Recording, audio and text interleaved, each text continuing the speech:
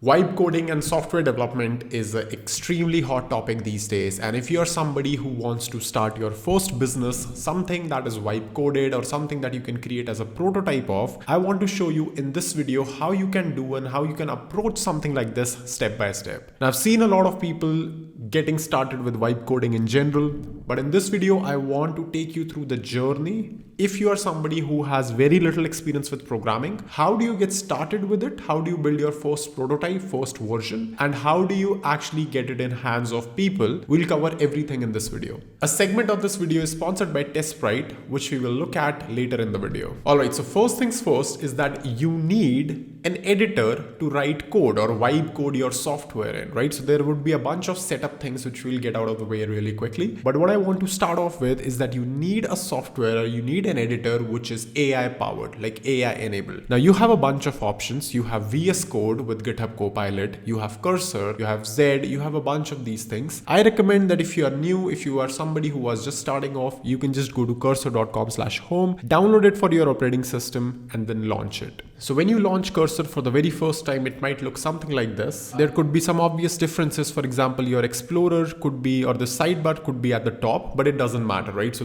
most of these things would be more or less similar. The other thing I want you to do is, if you can, then buy a subscription to Cursor first, right? Because if you have Pro plan, then you will have much better model access. Otherwise, if you're starting for the very first time, I'm assuming that you will also get some free credits and free things. So once you have an AI editor going on, once you have something that is ready to go, then you want to open a project, right? So in my case, let's say inside YouTube folder, I just create a folder named Vibe App. Let's say I just open this. So once I open this, it will look something like this, right? Where on the right, you have your agent. If you don't see this, you can click on this toggle AI pane and it will just mount it. On the left, you have your file editor, and in the center is where your editor will appear.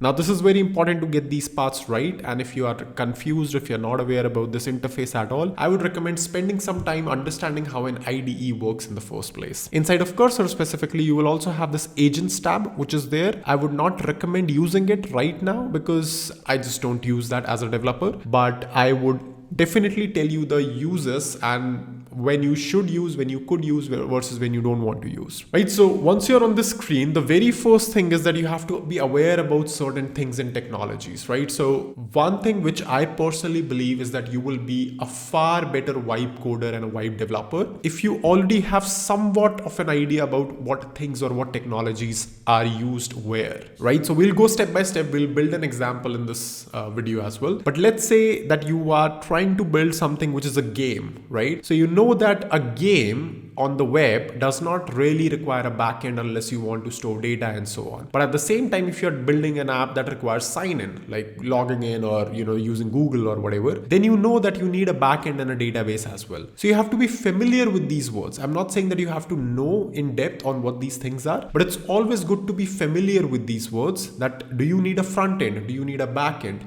On front end, what sort of technologies can you use? And you can take example from this video, but maybe I can just make a dedicated video which just lists down everything that you should know before you even start vibe coding, right? So that it's easier for you to just get started. But anyway, in this video, I want to build an app which basically teaches people a little bit of programming, right? I mean, what good of an idea would it be like if we don't vibe code our first app that teaches us something, right? So take it like that. So let's say that I want to create this app, right? So I have this agent on the right where I can select one of the models. For this, I'll just go with Composer 1 because I think it's decent enough and more importantly, it's fast enough that it will just get us up and running. So I'll start asking about the app that I want, right? So I am a developer, but I would not assume that you are one, right? So how you have to work consistently with AI systems, let me show you that. So let's say that we want to create an application, like I mentioned, that teaches us coding, and I'll start by this. All right, so I've created a first version, the first draft of a prompt, that how a prompt could look and feel like, and we'll obviously add on to this. But let's go through this first of all. So I said that I want to build a simple front-end app that helps people learn basics of C++. It's a programming language, right? Here is how it should work. It might as well be just English or any sort of language as well. But because we are technical, I'll just go through a programming language as a concept. So I'll say that on front end, it should have a problem statement that the user has to work on, a text area on the front end to write code. Text area is basically just a word for saying that here is a placeholder where you can write code, right? And a button which executes the code. And then finally, we can also have like a window if the code the user wrote produces right output or not, right? Let's say because we are going to test that. And on the back end, what we want to do is basically we want to execute the code, right? So this is one of the projects that would require a little bit of backend, right? And what that backend would do is that it will just take the code that the user has written. For example, let's say you're trying to write hello world in C++. It will take that code, it will run it in a secure environment, and it will check whether the output that you produced was right or not, right? So this is a prompt, but this can be improved because see, the thing with these AI systems is that the more detailing you can give it, the better result they will produce. Now, like I mentioned, you should also mention always, like you should be clear about what technologies you should use, right? So generally for front end, what you can go with, which is a very solid choice, is React.js plus Vite plus Bun setup, right, for just running it. Or maybe like, you can just use Node, but I'll just go with Bun setup for now. Bun is like a runtime for running front-end applications, right? So most of the vibe coding tools also that you see online, they are using internally Bun. On backend, I would just recommend using Bun plus TypeScript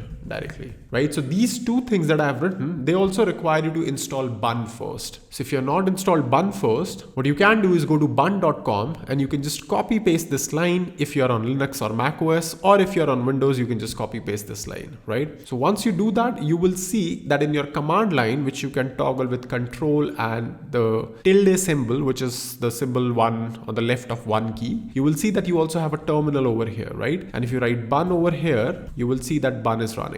So you will have to do a little bit of programming, and you'll have to be a little bit of familiar with command line or what CLI is or what these things are. But even if you follow along, even if you just make sure that you understand what the prompt is doing, that is also more than enough. So over here, if you see that there is a missing part in this, is that how does the backend run the code? How does the backend execute the code? Well, one way to do about this is that we can just run it locally, right? So I'll just say it for now, run the code locally. So I'll say compile plus run the code locally, right? And I'll just say that's it. And then later in this video, we will see that how we can even improve on this architecture. So let's say if I go ahead and if I press this, what it will do is it will start implementing this. But what you also want to do is you want to plan it out first. So if you press Shift plus Tab, or if you just click here and if you go to the plan mode, you will see that you can, instead of just starting doing the work in the first place, you can just let it plan first. So that is almost always recommended if you're asking your AI system to do something big. That is, you just let it plan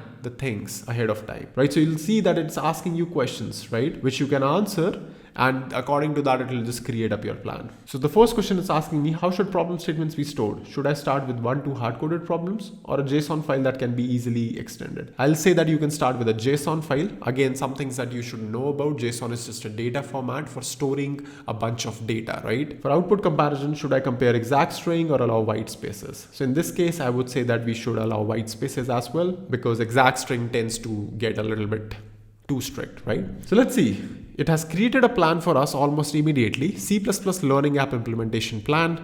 It knows that it is in Vibe App folder. It knows it needs to create front-end, back-end, and problems, and then a package.json. First of all, what it's saying that I'll initialize the Bun workspace. I'll set up React plus Vite. I'll set up this TypeScript. Then I'll do backend where compiler.ts would be there. It'll use G++ or Clang G++ as a fallback. And if you look at in my terminal, you will see that G++ is installed, right? In your case, it might not be installed, but don't worry about it, because we'll see that what is a better way for doing something like this. Obviously, you don't want to keep running the arbitrary code, whatever the user is writing on your own computer, but we'll check how or what a better way for doing this is, right? Execute compiled binary, do a bunch of stuff. I'm assuming that you would not understand this if you're not technical enough. So you should try to learn about this, but you can also skip it for the sake of just building this app right now. Then we have routes.ts, which is API endpoints, which just has an execute endpoint. And then you have like the Bun server, right? So you can go through this plan. You should, in fact, and try to understand as much as you can, because that also helps you become a developer in the first place, right? But even if you're skimming it through, that's good enough as a starting part. All right, so you can see that there are a bunch of actions that are already there, and I can just go ahead and click on this build button. Now, the moment I do that, you will see it'll start to run, or it'll start to at least create a bunch of these files, right? And it's just doing its work. AI is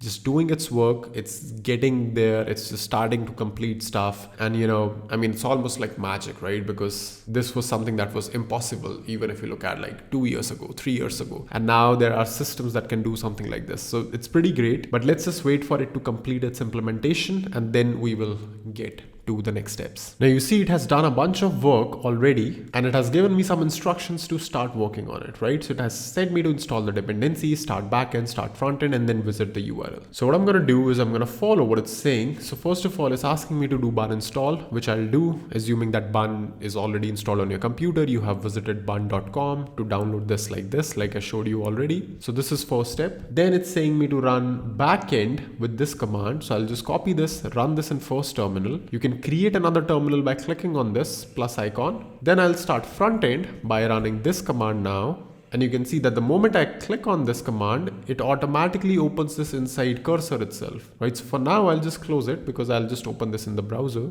like this. And you can see that we have something going on over here, right? So you can see like we have 3 problems for now, and I have a decent code editor over here. So if I try to write something like this, and if I press on run code button, you would see that we are getting expected output and your output over here. Very cool.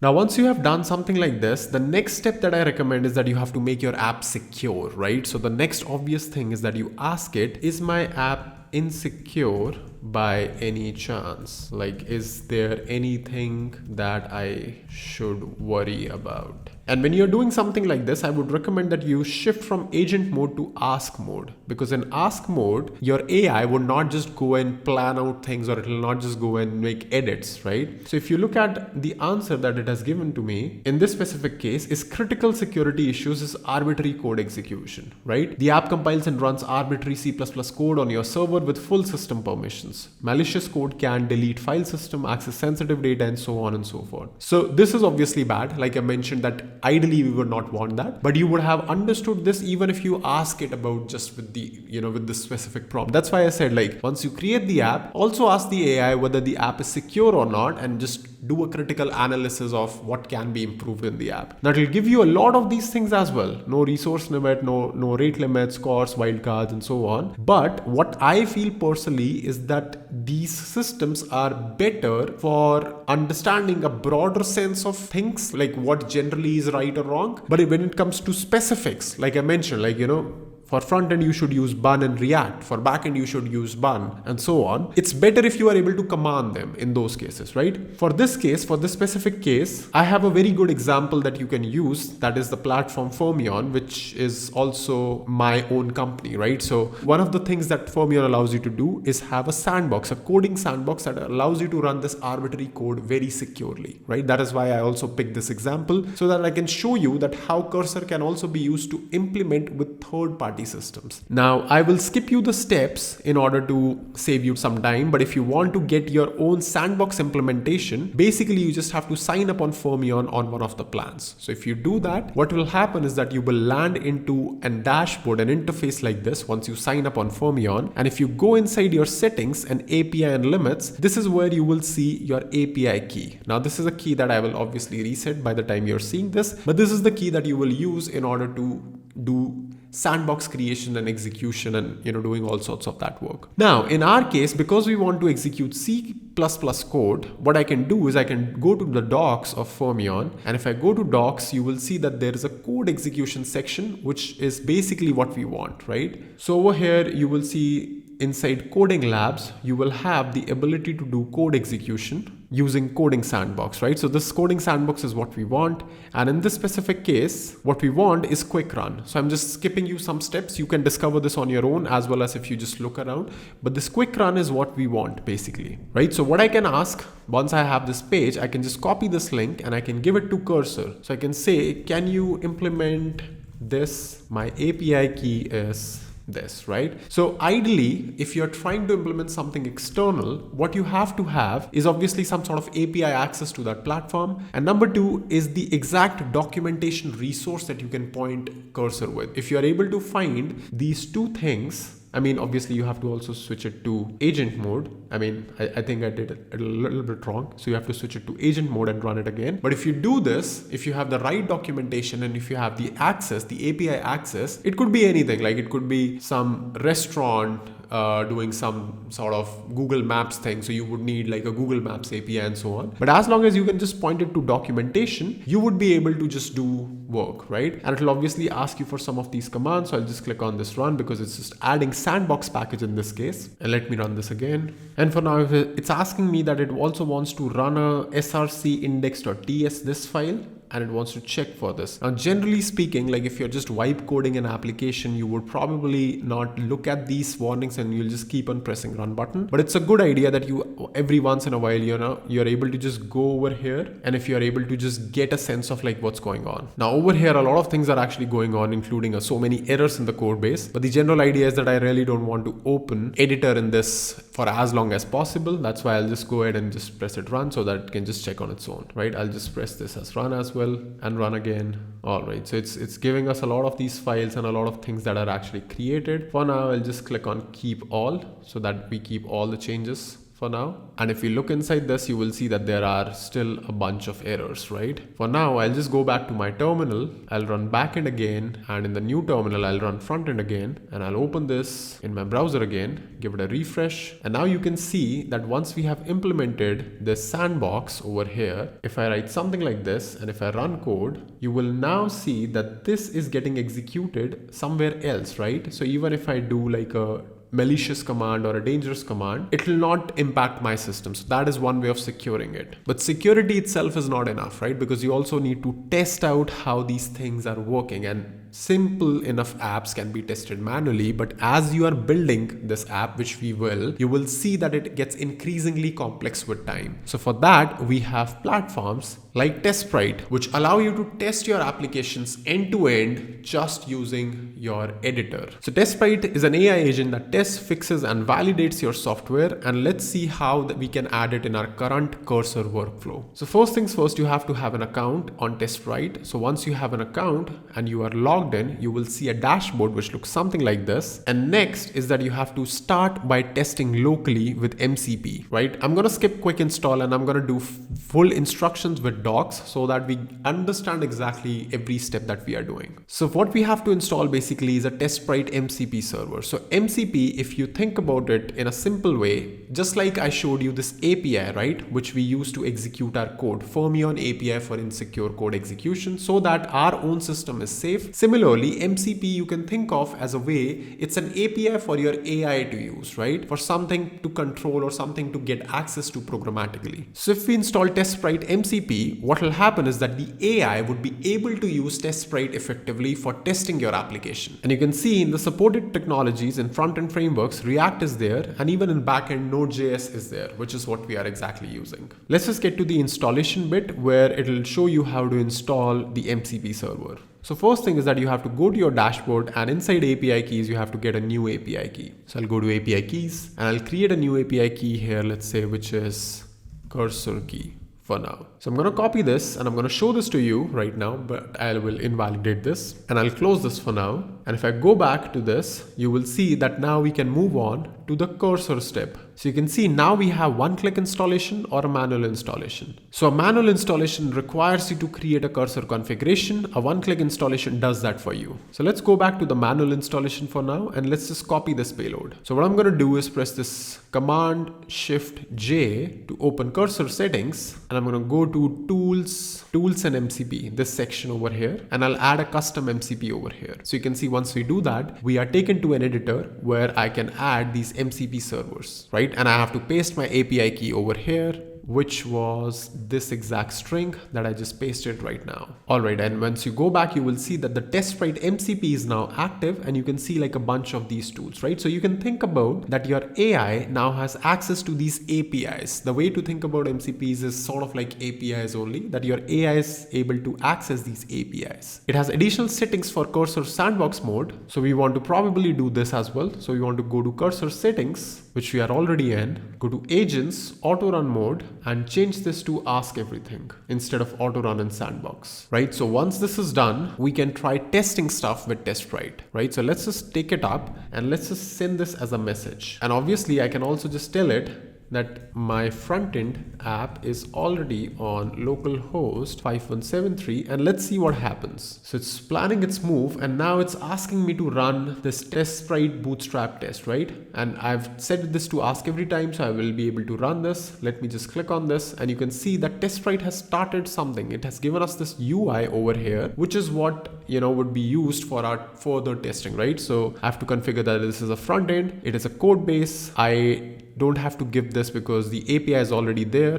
5173, it has accurately detected that, and a product specification doc, right? So if you remember, we had a plan doc, if I'm not wrong. Let's see if I can open this plan again by any chance. Yes, I can. So this plan that you see is not part of your code base itself, but that is what the plan is, right? So either you can use this, you can make a modification on that, or what you can do is maybe also create like TestSprite plan.md as a new document and write your product specification draft. I mean, you can technically even ask AI to create this. So I would not disturb this. I will just open a new tab and I'll ask it, can you go through whole code base and create a very short draft for TestSprite plan for testing? And it'll just do that, right? So we have this ready, and it's pretty cool. Like, I mean, most of the work is done by AIs themselves as well only, but I can just use this file now. So now let me reveal this in Finder and drag and drop it over here, right? And I'll just continue. All right, so once this is done and we go back to our area over here, you will see that it's going to ask me for another time, right? You can obviously use run everything over here, but I'll just keep it one by one so that we are in charge of what's going on. Now it's also generating a code summary. It's creating a temp directory, and it's doing all of this work inside this TestSprite test file, right? I'll just let it run maybe a bunch of more times. And you can see now that it has started to run some sort of code, some sort of things to test out things, right? So let me run this command, and you can see like it's starting to run these curl commands and more things. So maybe like we can expand this area a little bit, collapse the sidebar, and we can run this command. And you can see using the TestSprite MCP, it is somewhat running a test for us. It has also this URL which does something. I wonder what. So you can copy this, maybe, try to paste this and try to run this. And I mean, obviously it doesn't really work. So it's something internal that TestSprite has, but that is what they are doing. So they are running some tests. They are trying out our application, and they are trying to just simulate all the testing by themselves. So instead of me just sitting on this page, selecting like multiple problems, executing multiple codes over here, instead of me doing all of this, TestSprite can do that. And that is where security also comes into picture, because if you're not using like a secure system like sandbox is over here, then what can happen is that TestSprite might just run some untrusted code or untrusted execution over here just to test the behavior, and you might just nuke your system. That is why it is also important for these systems, when you are working with AI in general, for you to also be generally aware about how things are, right? So not just fully blindly take anything and everything AI is doing, but also take it with a pinch of salt, and just have clarity on what the tech stack is, or what things or how things should be done, and keeping on asking it, how can you improve this? How can we make this secure? And so on. All right, so looks like the test execution is completed. Now, if I run this report visualization, I am assuming that it will create a list of tests for me, which things are failed, which things are passed, and so on. So let's wait for this to complete, and let's go through its findings. Great, so we have this markdown file which is there, which goes through the findings that we have. So one way to display this markdown is just press Command P and then just render this as open preview. All right, so now we can see that we have a bunch of tests which are passed, some tests which are also failed, right? So you can see that there are also test codes and visualizations and results as well. So it has also generated code for the testing part, which is again local, but at the same time, it has also generated this visualization, right? So if I open this, for example, which is pretty cool, you can see that we have like a sort of like a browser preview itself that's going on what it has done with the code, right? Or with the application. So again, obviously, because that happens, that this test was that load problem list and a populate drop down on app load, because this passes, then of course this is green. But at the same time, if I look for one of the tests, maybe that has failed, right? This one, application should handle runtime errors gracefully and display appropriate error messages. Let's look at this, what happened over here. So over here, you can see it's an 11-second video. And if I play this video, you will see that inside this, TestSprite can write some code. It's writing some code and it's pressing this run test button, right? And if you go through this video a little bit slowly, you will see that in the first scenario, it is doing a division by 0 runtime error, but all we get is 0, surprisingly. I don't know if this is like a standard C++ behavior. I've not worked with C++ for a very long time. And then if we run it, then we have empty. And then if we do it again, I think it did not do it again, but this is where it got confused, right? Because it cannot see the code editor resets unexpectedly, right? So it has done a bunch of these edge cases testings for you. And what you can do further, now one of the things that you look at this is it's so easy to now improve your software. What you have to do is just drag and drop this into the context and you can say it, can you improve my code base based on this report? Right? And basically you just have to sit back, let the AI go through this report now, which could be very complex as well, given that, it is doing all these browser testing and simulation, and it's also giving you these videos for this. You can let it make betterments or let it make changes to your code base, and then you can run this TestSprite again. So this is a very cool way of building software, because now you see that we not only have an application that is basically, you can just ask it to add more problems, but you also have something that can test it, and the result, the report that you get after testing it, can be improved, can be fed back into the AI to complete the loop, right? For example, now this is done, I can probably just go back and I can just start running this again with TestSprite, right? So it can be like a loop of you spending maybe like 30 minutes, 1 hour, 2 hours of time working with AI and TestSprite parallelly. TestSprite will do the testing bit. It will create these nice videos. It will create these bunch of tests which you can pass, or you can see which are passing or failing. And then you can loop it back again into the AI system. That is how you can create a wipe-coded app securely, safely, without actually knowing a lot of code. Even though I don't really recommend that you do development without knowing coding, but if you have to, then you have to take up these tools with you, like an AI IDE like Cursor, TestSprite for testing it and making sure that your code base itself generally is secure all across. That's all for this video. If you like this, make sure you leave a like and subscribe to the channel, and I will see you in the next video very soon.